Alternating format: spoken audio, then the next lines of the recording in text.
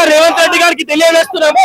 ఖబర్దార్ బిడ్డ engineering students కి కానీ ఫీజు తగ్గించకపోతే ఈ పరిస్థితి ఎలా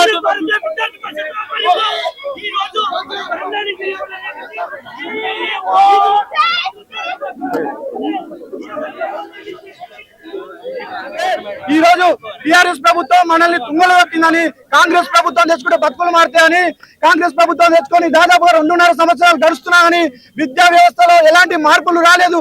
మనం చూసుకున్నట్లయితే దాదాపుగా 5 సంవత్సరాల నుంచి స్కాలర్షిప్ ఫీజు రియంబర్స్మెంట్ 9,000 కోట్ల స్కాలర్షిప్లకు ఫీజు రియంబర్స్మెంట్ విడుదల కాక విద్యార్థులు ఎంతో మంది ఇబ్బందులకు గురవుతున్నారు.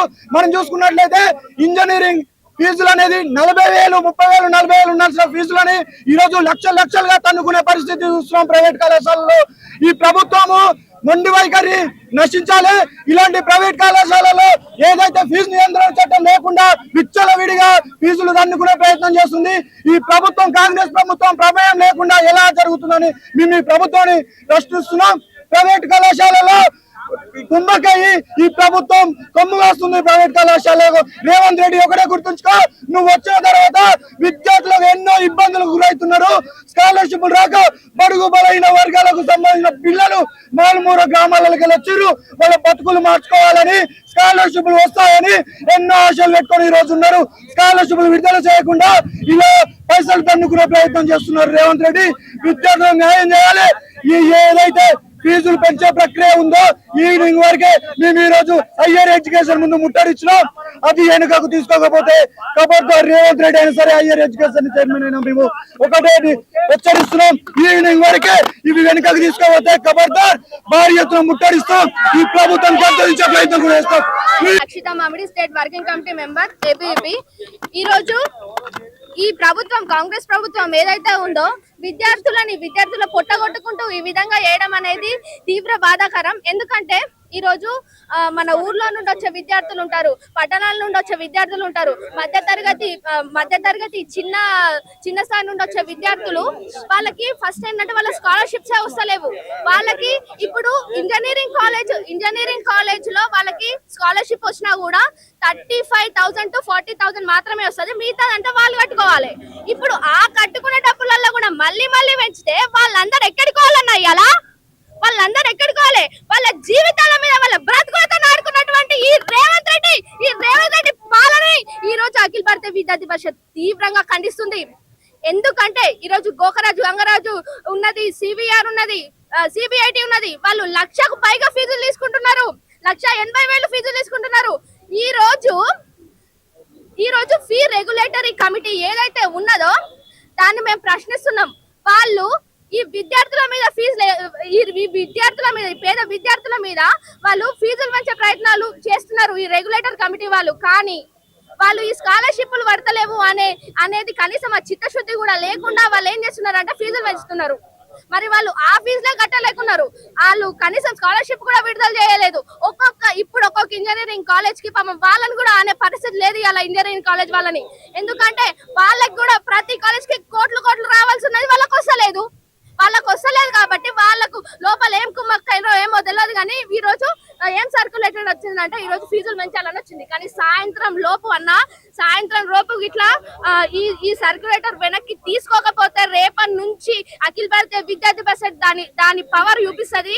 ఊరూరులో కంపల్సరీ మళ్ళీ విద్యార్థి పరిషత్ కార్యకర్తలు రోడ్డు మీదకి వచ్చి ఈ రేవంత్ రెడ్డి ఆయన క్యాంప్ ఆఫీస్ కి పోయి మరీ ప్రశ్నిస్తుందని మేము ఈరోజు తెలియజేస్తున్నాం. ఈ రోజు హైయర్ ఎడ్యుకేషన్ ముట్టడించడానికి వచ్చామన్నా ఈ రోజు చైర్మన్ సార్ గారు వచ్చి ఇక్కడికి రావాలి, మాకు చెప్పాలి.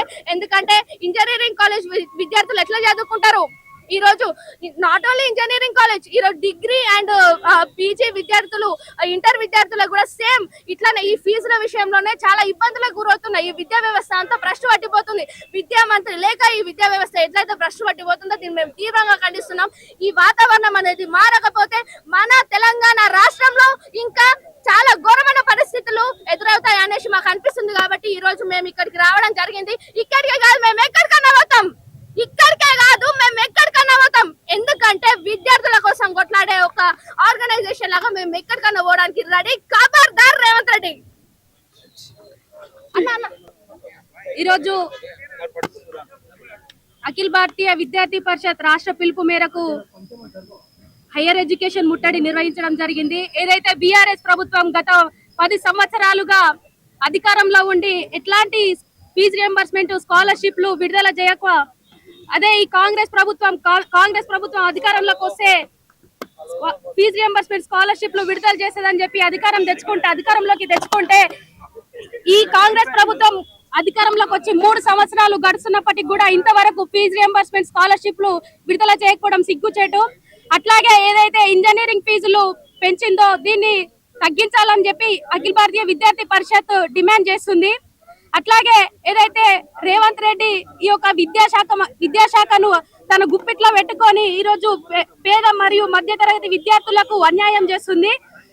ఎంబడే విద్యాశాఖ మంత్రిని నియమించాలి. అట్లాగే ఫీజు నియంత్రణ చట్టము అమల్లోకి తీసుకురావాలి.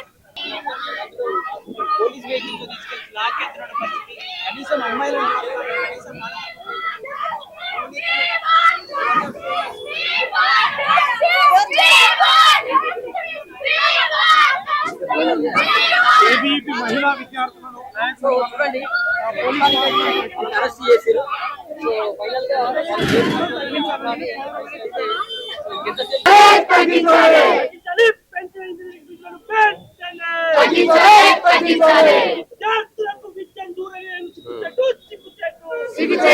సిగ్గుచేటు